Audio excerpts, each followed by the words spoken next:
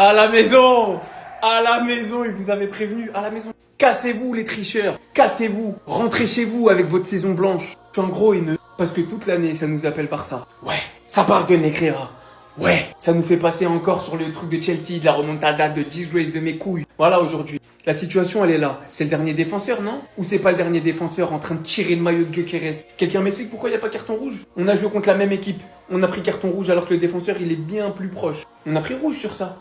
Là-dessus, on a pris rouge alors qu'il avait même pas le contrôle du ballon. Pleure maintenant, pleure. Non, parce que ça va 2 minutes. Moi, j'en ai ma claque. Je vous dis la vérité. Ça m'emmerde. Au final, ouais, je vais le dire. On aurait dû être là à la place d'Arsenal, à la place d'Atlético, pardon. On aurait dû être là en demi-finale. Je n'ai rien à foutre. Quand tu vois que match aller, retour, t'encaisses un rouge et que eux, pareil en demi-finale sur une même action, voire une action même plus grave, plus volontaire, ils prennent pas de rouge pour proposer ce qu'ils ont proposé. Wallah, l'adem que d'habitude, je suis pas le genre de mec à dire on aurait mérité d'être à leur place. À partir du moment où t'as perdu, t'as perdu. Fallait gagner ton match. Mais là, quand un match aller-retour, tu te prends 2 cartons rouges et que tu vois que sur leur confrontation aller-retour, les mêmes fautes qui n'ont pas été sifflées pour le Barça, la main qui n'a pas été sifflée pour le Barça, le penalty qui n'a pas été sifflé pour le Barça, ça a été sifflé pour l'Atlético et pour Arsenal. Quand tu vois que là, eux, là, pour la même action, alors qu'il est vraiment le dernier défenseur et que Gyökeres, il foncé au but, eux, ils prennent pas de rouge, ils prennent juste un carton jaune. Je suis désolé. Ouais, on méritait d'être à la place de l'Atlético.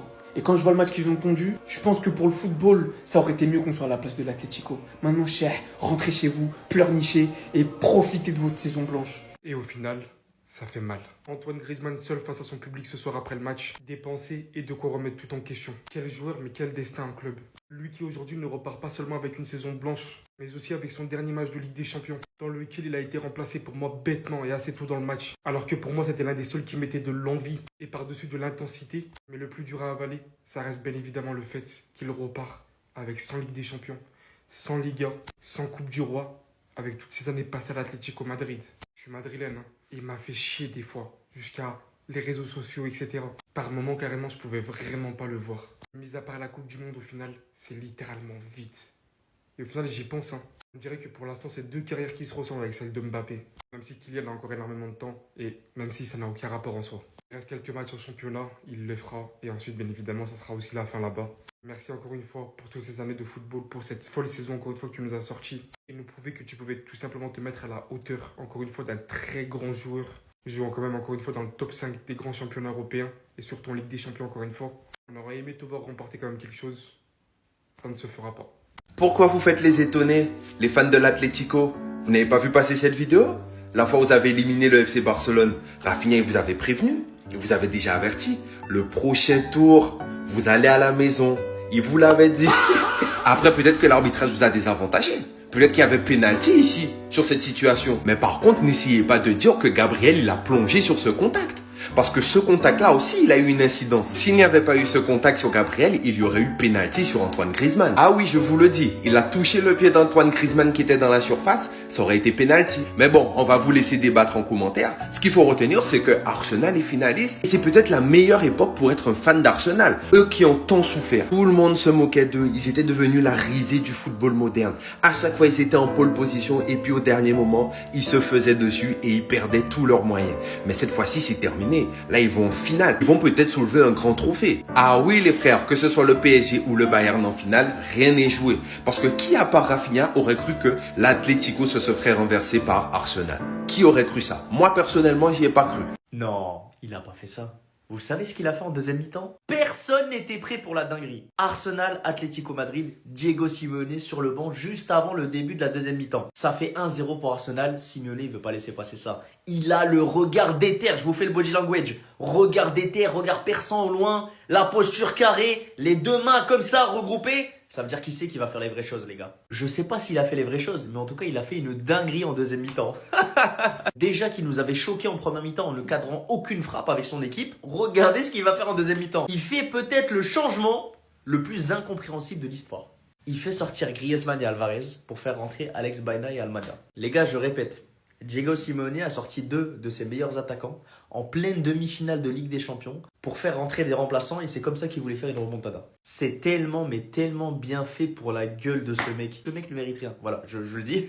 Et après tu t'étonnes Simeone, tu t'étonnes qu'il se passe rien. Tu demandes à ton équipe de pas paniquer, mais la vérité, c'est que c'est toi qui panique. C'est toi qui as paniqué avec ces changements. Tu t'es tiré une balle dans le pied tout seul. T'as rien importé, mon gars. Tu peux aller danser sur la pelouse, faire des comme ça. Ça va rien changer, mon gars. T'es un loser.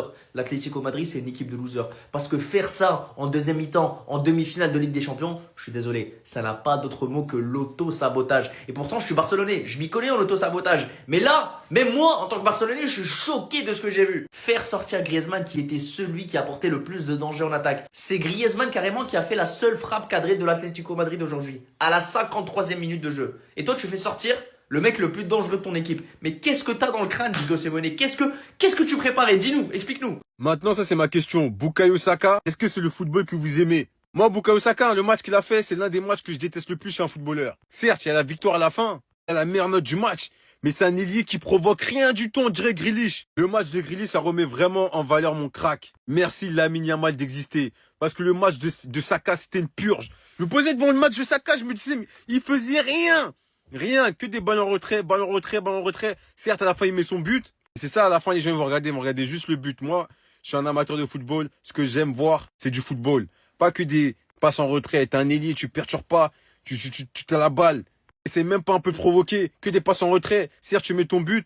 Mais les gars, moi, il n'y a pas de comparaison possible. En tout cas, tous ceux qui pensent qui préfèrent regarder Saka plutôt que Lamine Yamal, parce que je pense qu'il n'y a aucun gars actuellement qui pense que Saka est plus fort que Yamal, ça je suis sûr, mais les gens qui préfèrent regarder Bukayo Saka que Lamine Yamal, regardez pas le football, hein. Parce que là, le match de Saka, franchement, vraiment, sans son but, j'ai même pas vu quand il est sorti, carrément, les gars. Avant, j'ai trouvé meilleur que ça, hein. Saka, depuis là, plus il prend de l'âge, plus il prend de l'expérience, moins il provoque. Moi, j'aime pas les matchs comme ça. Faut savoir gagner avec style, perdre aussi toujours avec style. Toujours la philosophie, divertir.